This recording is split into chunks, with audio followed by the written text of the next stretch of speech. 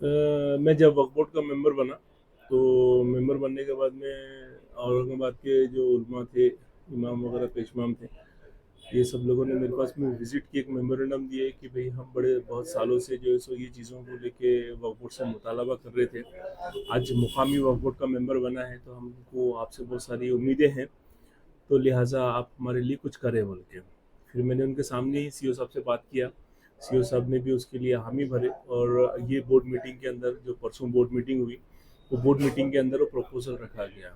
तो अल्हम्दुलिल्लाह प्रपोज़ल जब रखा गया तो फिर मैंने अपनी तरफ से जो इमाम, पेशवाम वगैरह थे, उन सब की बाजू रखा। तो चेयरमैन साहब ने, सीओ साहब ने, डिप्टी सीओ ने और दूसरे जो बोर्ड मेंबर हैं, उन्होंने उसके लिए हामी भरी। और अल्हम्दुलिल्लाह फिर भी फ़ंड कम होते हुए भी वक्फ बोर्ड के अंदर जो फंड्स है, फंड्स की थोड़ी सी की दिक्कत होने के बावजूद भी सब बोर्ड मेंबरों ने, सीओ ने और डिप्टी सीओ ने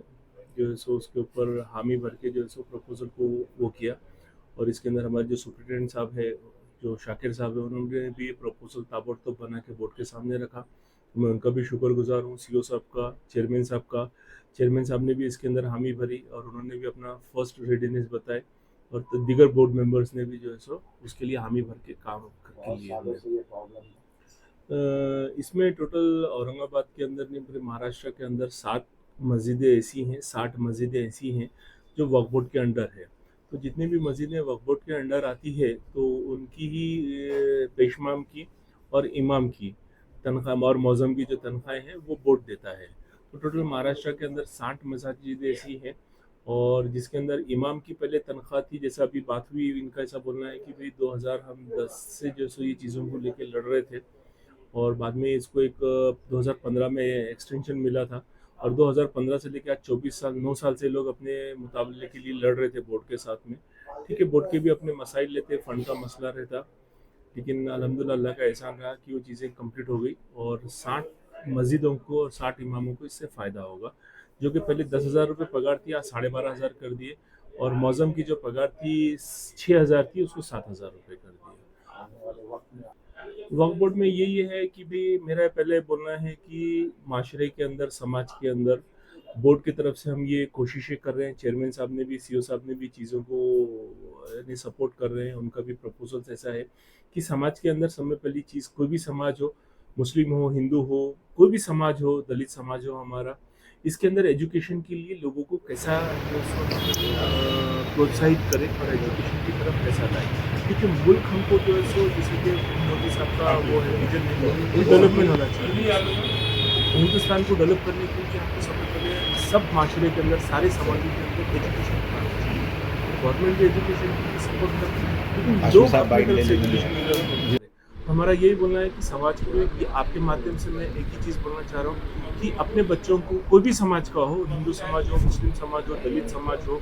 या कोई और समाज हो, अपने बच्चों को एजुकेशन की तरफ खींचे, बच्चों को एजुकेशन की तरफ लाए, पढ़ाए उन्हें।